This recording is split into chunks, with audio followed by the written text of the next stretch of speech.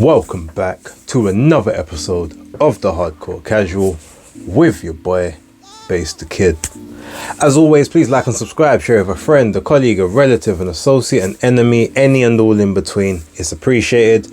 Everyone who was on the casual stream yesterday, thank you very much. Anyone who interacted, anyone who just watched, Karma Serene for the super chat, always appreciated. That was then. This is a new day. A few things have come up which are worth talking about.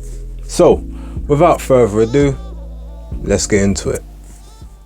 So, freshly announced today, Lawrence Okolie making his comeback, and as expected, it's not at cruiserweight, but it's not a heavyweight either. He is going to bridgerweight to take on Lucas Ranski for the WBC bridgerweight world title. I believe it's on the 24th of May. It's going to be a boxer card, but it's going to be, I believe, in Poland. So they're going back to Poland, the scene of the crime where Alan Babic obviously lost his bridgerweight title shot last year. And yeah, Lawrence Okolie, that's his first fight back, making his comeback. I guess that's the way they got around the rematch clause that he had contractually for the Chris Smith fight. And he's been out of the ring for a while now. Maybe trying to make that cruiserweight limit was just going to be a bit too taxing. So bridge the gap, as they say. Go to that bridgerweight and then find yourself in the heavyweights after that. In terms of the actual fight itself, it'll be pretty interesting. You've got Lucas Ranski, who's a sort of a compact swarmer, throws wide hooks from sort of the outside into range on the inside. Bit of an ambush type fighter, but yeah, looks to sort of get in close, sit on the chest and wing wild hooks in. You've got Lawrence Okolie, who fundamentally likes to work from the outside to the mid-range, behind, you know, a nice piercing jab and a good straight backhand, occasionally to a looping sort of a looping right hook or an uppercut on the inside. Obviously a lot of clinch work. I can see this one definitely being a bit of a tie-up fest on the inside, but I've got enough confidence that Lucas Ranski will prevent a huge amount of clinching in this, or at least he'll be trying to work when it sort of comes to that stage. No predictions on the fight as yet, obviously you guys know, but it's a decent fight and it's definitely a good return for Lawrence Okolie. I mean, he's been on the sidelines for coming up to a year now, so it was about time he kind of came back out and got active. So yeah, we'll see what happens when the fight takes place. I'll be tuned in. I'm sure a lot of you will as well. So word on the street at the moment is that you've got Chris Smith and Richard Riakpor's fight date to be imminently announced, and it also looks to be at this point in time that on the undercard of that fight, or maybe co-main or possibly even the main event, and that fight ends up being the chief support, not sure which way, but you've got Joshua Buatsi and Anthony Yarde. Their fight is looking like it should be announced, I'm assuming within sort of the next, I don't know, maybe week and a half. All the reports do suggest that in order for that fight to make the same card, it has to be signed fairly soon, because you know, that fight card and the date for Riakpor and Smith is already kind of, you know, there in writing, set, ready to kind of go. So I'm interested to find out sort of how that plays out. And you know what, to a degree, I mean, I remember when Tunde Ajayi said that this would be, you know, this is a pay-per-view fight, this is a stadium fight, you know, and it would sell out a big massive stadium. Well, if by some chance it does end up on the same card as Smith and Riakpor, I mean, I'm pretty sure that will end up going to, you know, Bournemouth's home ground, because he's got a very big following down there in Bournemouth. So to have this as like the chief support or the co-main okay, maybe Tunde was onto something. I mean, it's not the stadium that he was, claiming. He was claiming Emirates or Tottenham Hotspur Stadium, or like a Wembley or them kind of environments. I mean, Bournemouth doesn't really hold that level of capacity. But what are we looking at? That would be at least like a 26,000 seater. So yeah, I can probably see it. There was a report earlier on, I'm not sure which channel it was that was talking about it, but Anthony Yarde apparently was saying that there's the negotiations are kind of back and forth at the moment. There's some maybe unrealistic expectations being made by certain people. He didn't really go into the comments as to who they were. I mean, he possibly could have been speaking about the other side, but that also, I mean, look, let's not discount the fact that it could very well be maybe unrealistic expectations on his side of the team as well, with regards to the pay-per-view percentage points, or maybe the purse split, how it's divvied up. Some people would say it's a 50-50. Some people might say it's 60-40. Maybe they think it's a 70-30 or a 75-25. And if that's the case, then obviously that does cause issues with the with the negotiations. Or I walk first, or my name must be first. You walk second, and all of these things. We don't know. I mean, look, I'm hoping all that stuff kind of gets sorted out. Don't know whose side he's referring to, but again, because it's come from him, I'm going to assume it's the other side he's talking about. But if that can get onto the same card as the Billum Smith Riakporhe rematch, yeah, all right, because you're probably definitely putting that on pay-per-view between the two. There's no way that we're going to get that as part of our regular Sky Sports subscription. But if that is the case, it says that's a good start to a card. I'd be prepared to pay for that. Maybe if you get some cross-promotional bouts as well between Queensbury and Boxer, or maybe have some Queensbury fighters on the card, or unless Queensbury are just sort of would be quote-unquote loaning Anthony Yarde to Boxer for this one event, and then maybe say, okay, well, when the rematch happens, we run it back on our side. I don't know. There's loads of different things and different scenarios that could play out, but the fight itself is good. It's been awaited for years, and finally it will settle various questions that a lot of people have. So I'm looking forward to when that's announced, and I am also looking forward to Billum Smith Riakporhe 2. Although technically, shouldn't it be Riakporhe Billum Smith 2, seeing as Riakporhe was the one that won the first fight? That's going to be interesting when it comes to the titling. I'm going to need to see that, because obviously Billum Smith is the champ, but Riakporhe is the one that's had the victory. That could cause some contention as well. We'll wait and see. Now it seems that David Benavidez is going to be chief support, co-main potentially, to the Gervonta Tank Davis and Frank Martin fight taking place, I believe, on the 15th of June. Interestingly enough, we haven't heard much about the Gvozdyk fight in a little while. They've gone back to talking about Canelo, and Canelo not looking to fight Benavidez, and etc. So we don't know directly if it is Gvozdyk that will be in the running, because the team hasn't said anything regarding Gvozdyk, but obviously that was what was mandated by the WBC in order to get the interim WBC title at 175. So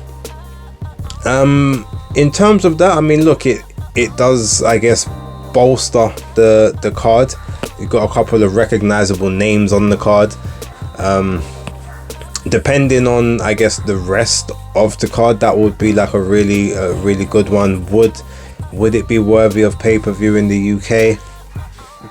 Still probably not, but there would be an argument, I suppose, because those two top of the bill fights are, they're decent. The Benavidez and Gvozdyk fight, if that's what it is, I think is actually the better fight of the two.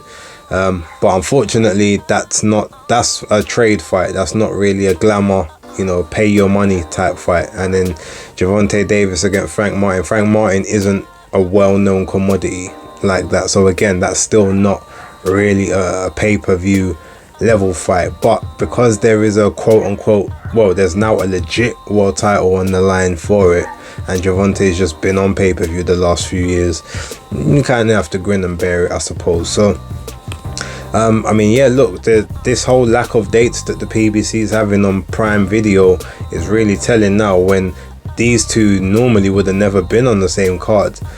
They would have been sort of stretched out amongst the different content that the PBC is putting out.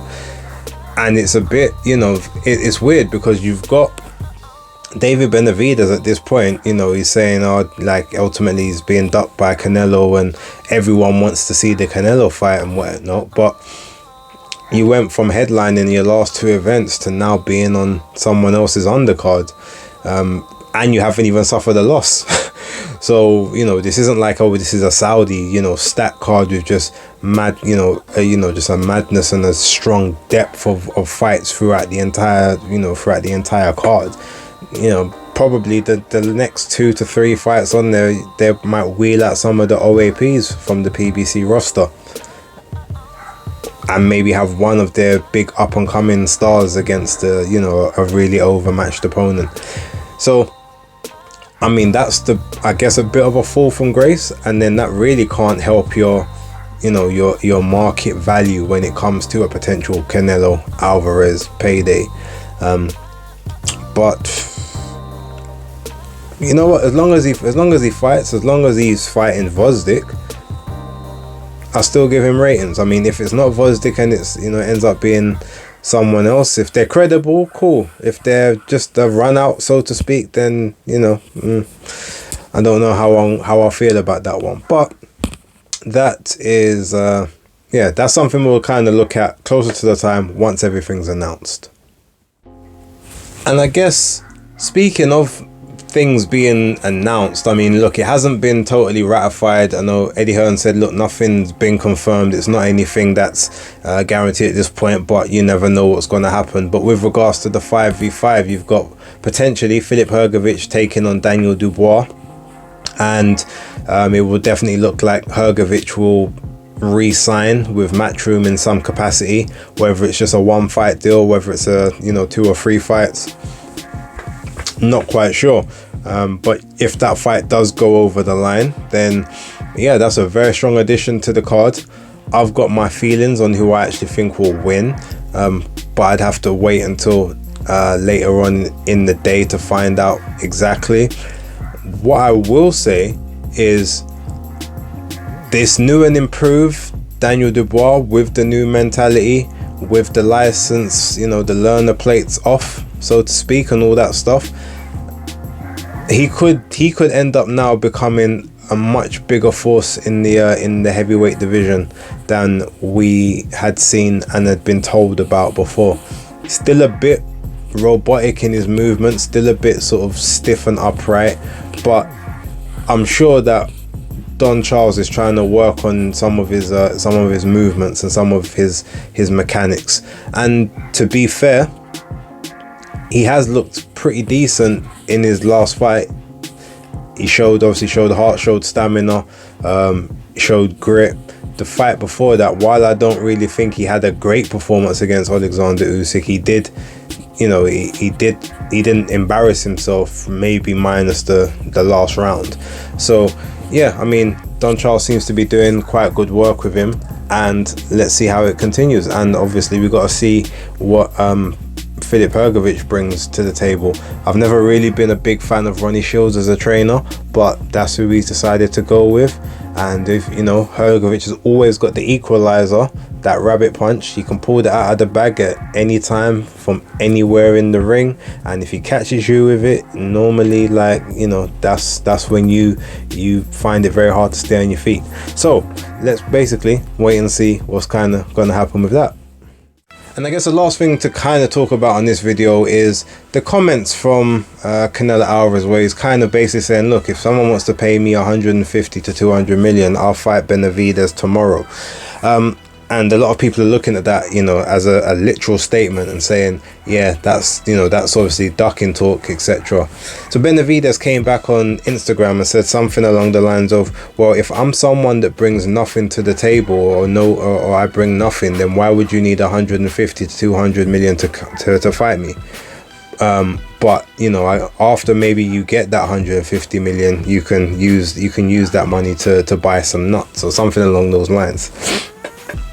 Personally, I think it's all a play from Canelo. Like, I don't think he's particularly, you know, bothered of whether the fight happens or not, but I feel like he's saying to the people, well, look, if you're telling me that this is the biggest fight, this is the fight I must take, well, someone must have the money to put up for this fight, right? Now, I doubt he's really looking at 150 to 200 million dollars, but he'd be like, well, okay, if this is the biggest fight in the world, or this is the biggest fight that can be made right now, like, pay me like it's the biggest fight that can be made, or is the biggest fight out there, with the, you know, with the big amount of media attention and fan interest and everything. Because I guess what he's saying is, let's not even worry about me getting pay-per-view revenues and stuff. No, if it's gonna do that much money, you know, pay me the money up front.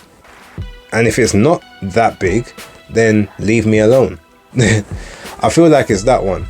Outside of that, I also feel like there's a little bit of you know, maybe a slight nod towards a Saudi, saying, well, look, the only way this fight happens for that is if I'm in Saudi making the bag over there, because I've done everything else. And, you know, David, as he said, David brings nothing to the table except the extra 25 pounds on fight night. And it's funny, when he says that, you say to yourself, well, no, this is the fight everyone wants to see, so that's the interest. He brings the interest to it. But where is his interest when he's going from 2 main event slots down to going onto a co-main or undercard of another fighter? Bearing in mind his two main events that were both pay-per-views, what did they sell? So in certain aspects, you've got to say that Canelo has a point, but on the other aspect, it's like, just take the fight. Unless it's really just a case that you really don't want it, and it's like, okay, look, I'll get rid of this WBC belt so you guys stop talking to me about this, I would say you might as well just take it, get it over and done with, and obviously make a huge amount of money with it. But with that being said, I always maintain that I don't believe that David Benavidez ever really wanted that fight.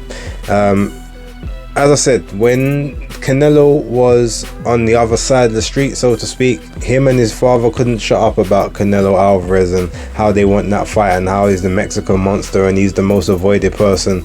And as soon as he went over to PBC, number one, Al Heyman didn't put him in the deal, so they had no intention of making that fight, at least not initially. But your whole team went quiet. I still remember the interview. The dad went on to one of those, I think it was Marcus Villegas. He went on to Marcus Villegas on Fight Hub and went and apologized for some of his previous actions and language towards Canelo, saying, oh, you know, we was just trying to hype up a fight and maybe hope that we can make a fight one day and all of that. And then as soon as Canelo was potentially about to move off the platform again, that's when they started up talking the noise. So you've got that. Plus then you look at, well, Mauricio Suleiman said that he would be made the official mandatory in March, but then in February you're talking about, I'm going up to 175 to fight Vosdik, or fight for an interim title at 175. But why would you be doing that when you've just been called as a mandatory? They've told you you're going to be the mandatory in March. Like, the guy's going to have to fight you. And then also we talk about all of that, and he's in the media talking about wanting Canelo, and yeah, he doesn't want to fight me. But at no time have we ever seen or heard of him go through the channels and push the paperwork on the WBC demanding that they make the fight and they sanction the fight and they make him the immediate mandatory. We don't hear none of that. Now, is that because he knows as a mandatory he can't get a decent purse from that fight, or you get a very minuscule cut of the pie? And if he wants to take that fight, he ultimately wants quote unquote retirement money for him to do it. Speculation, who knows? All I do know is I think by the end of September, right, you know, let's say by the end of November this year, whatever's going to happen with regards to those two people is going to happen. Whether you're going to have Benavidez go up to 175 and stay up there, or potentially go to cruiserweight like he said he would, or whether that fight takes place, we will get a conclusion at one way or another. And if that means that Canelo ultimately doesn't cross paths with him, or David goes another direction, we'll get the answers. That's kind of the way I'm seeing it right now. But yeah, leave your comments down below and let me know what you guys think. For right now, I will leave it there. Again, don't forget to like, subscribe and share. If you are not a member, please join the memberships for the channel. And yeah, we'll kind of leave it there. But with that being said, thank you very much for watching. Like, subscribe and share. As always, it's the Hardcore Casual out.